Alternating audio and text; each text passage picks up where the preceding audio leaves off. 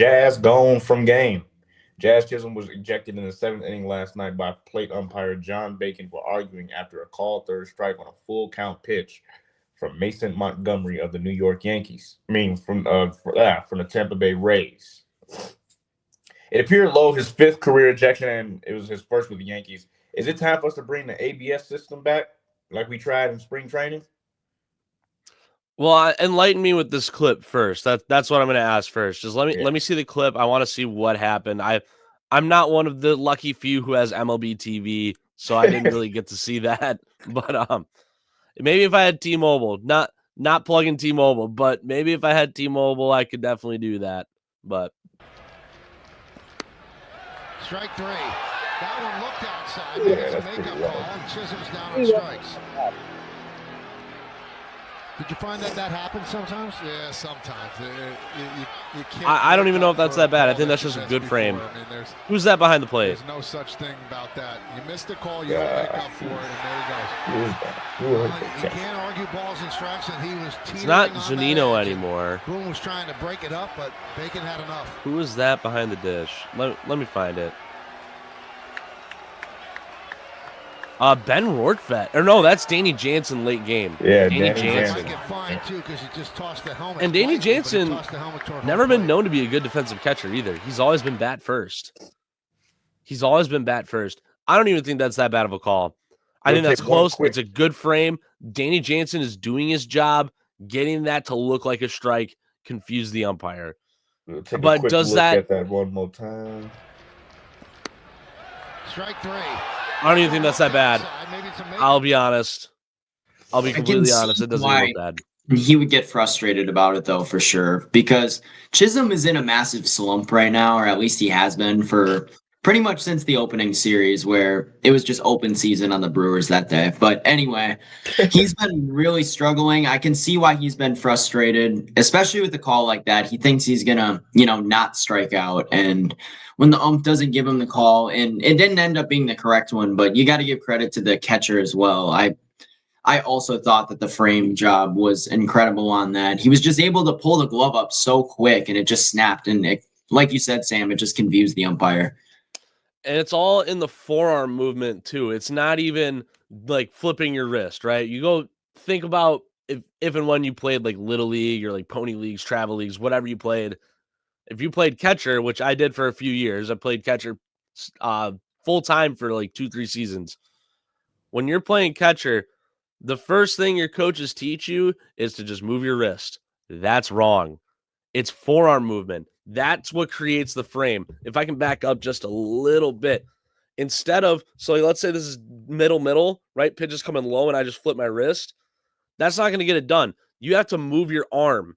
The full arm is what's going to get that frame done. And that's exactly what Jansen does there. He doesn't just flick the wrist and try and call it a day there. He moves his entire body to show he had to adjust himself to try and catch that ball here. Now, did he actually have to do that to catch that ball?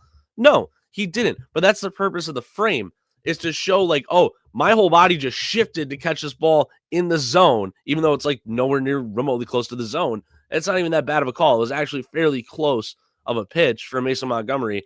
Good pitch, strike three. Grab some pine, Jazz. You're in a slump right now. Hit the ball. Get the bat off your shoulder. Yeah, I can agree with that. But he did post on his X account, or formerly known as Twitter, for those who don't know, not even close, with like 4 or 5 exclamation point, and then he deleted his post. He had then said in his post game, "I lost my emotions. I lost my cool." He added, "I got to be better than that. I'm definitely mad at myself for losing my cool." I can see why he's frustrated, and I can see why you're upset because you are in a slump, and you're just trying to find some way to get a hit or trying to find some way to just reach base so you can help the team. And emotions got the better of them. But with the ABS system that they did in spring training, I believe that's going to help out a lot because guys in slumps would eventually turn it around faster, especially if they felt like and they know that was a ball and they'll challenge it. And I mean, what we seen in spring training, it did work. It really worked. I mean, the pitchers got called strike threes, and the batters got balls. So it's like, I mean, I can say that it did do well in spring training. It definitely did well. It performed well, and it helped both sides. It was a two-way street worth of benefits. Yeah. I still don't want it in the game. I'm a little bit more of a baseball purist, okay? I never agreed with the pitch clock. I still don't agree with the pitch clock. Has it done its job and what it's intended to do? Yes. It has shortened games, and it has gotten fans more involved, and it's gotten people to the ballpark. Maybe in some places like Pittsburgh and even Milwaukee to start this season, you're seeing attendance numbers are a little low, but overall across the league, attendance is high. We saw it was Giants hosting the Reds, I'm pretty sure it was, last week, where the Giants had 40,000 people on a random Wednesday, a Wednesday day game. They had a sellout crowd. You're getting butts and seats, and that's exactly what the pitch clock was intended to do. Yep. The ABS system is also going to do that same thing. It's going to accomplish the same things. But I think it takes out the human element of the game. I think it really destroys the need for any physical umpires, period. The challenge system almost does the same thing, but challenges are just a natural part of all sports now. Like if a call is really bad, yeah, challenge the call. If you know you're going to get your way, if it's close, you're just killing time by challenging. The ABS system is a lot quicker of a challenge system to where all you got to do as a pitcher is just point up to the press box, or as a batter, tap your helmet a couple times, and they'll be able to show you if it was a ball or a strike within seconds. Normal challenges take minutes, sometimes 10 plus minutes, right? So it's going to be a quicker challenge system. I like what's going on. I like the idea behind it, but it takes out the human aspect of the game where it removes the need for umpires, period. Like point blank, period. Why don't we just have someone upstairs calling every single little thing? You have 25 different camera angles across the ballpark now. Why do we even need the 4 to 6 umpires on the field? I think this might be a weird take, but I feel like they could implement a challenge system on pitching too, like balls and strikes, instead of just a straight automated system. Like give each team like 2 challenges. Like on that pitch, for example, you get a challenge for like if you don't feel that a ball was called or a strike was called correctly, you could use that one challenge on that spot. Like if the count goes full and the call is incorrect, like it's barely outside, you could go back and review that and then change it accordingly. But I don't think they really need robo umps or the ABS I don't system like in that. general. I don't like the robo umps. Well, the robo ump is just the slang for the ABS system. That's all that is, right? But Chris, I like where you're going. I like where you're going with that idea. Limit how often you can use the ABS system. Yeah. Limit it to 1 per inning. Yeah, something 1 per like inning that. per team. Or limit it to like 5 or 6 a game per team. That's it. Then it keeps baseball purists like myself happy, and it keeps everyone else happy, right? You're still getting people to come to the ballpark. You're letting the players have their moment where if, let's say, Caleb Durbin, if and when he plays today for the Brewers, just got called up. Let's say they're playing against, who are they playing against tonight, Chris? Remind me. They play the A's. They're playing against the A's. Let's just assume Joey Estes is on the mound or something like that, or Luis Severino. And they throw a ball that's completely in the left-handed batter's box. Umpire rings up Durbin, tells him to go take a seat, rookie. And Durbin says, hell no, that's not a strike. That's a ball 4. Go upstairs, call it ball 4, but now the Brewers only have 4 or 5 more to use. So use them wisely, right? And then it keeps You the can't human just use aspect it of the every game. single time. Exactly. Then it just turns into like a he said, she said, pointing fingers, and no one's having fun because now people are just doing it for petty reasons. Guys like Max Scherzer hate it. Some players hate the ABS system. They think it's dumb. They want the human element still in the game. You got to make everybody happy somehow if you're Rob Manfred. So I think limiting it, putting 2 stipulations on it.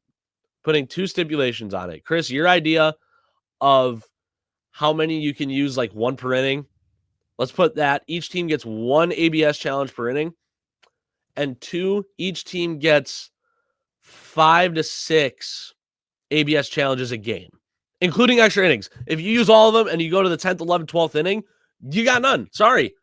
You have none left. You should have held on to them a little bit more wisely. those are the stipulations we got to put on, because they do the same thing with challenges in the MLB, challenges in the NFL, challenges in the NBA. Jalen, enlighten me, does the NHL do any challenges of any sort? Yeah, we have one coach's challenge. If you win it, obviously you get it back, but you get Exactly. one coach's challenge. Yep. You have Because the one NBA challenge. is the same rule. Yep. Use it wisely. No challenges inside 2 minutes. Like, don't put some stipulations on this system and then put it in the game. Make everybody happy here. Yeah, I think you about nailed it on the head there. I like how in the NBA specifically, where they usually have to hold on to it towards the end of the game because it's a use it or lose it type deal. And obviously, you're not going to win every challenge either. It has to be clear and definitive, and that's a rule that they definitely have to put in there too. And that's what I like about systems like in the NFL and the NBA. Does it take a little longer to review those calls sometimes? Sure, but I think if there's something that you feel is egregious, especially towards the end of a game where it could potentially determine something serious, I think it has to be there. Yeah, I could agree. Well, we covered that really well. I would say I believe the ABS system is pretty cool, but like Chris was saying, I believe that it can benefit from having a certain amount to use a game. Just like in the NHL, we only can use one. We only have one timeout. So we can only take one timeout. That's it. So that keeps the pace of playing going and things like that. So I agree with you all on that one, and we'll definitely get back into that and talk about that a lot more this summer as well as the season goes forward, and we probably see more kind of controversy and ejections. Well, should the ABS system has been in this place? Should he have had the opportunity to challenge? Like things like that. So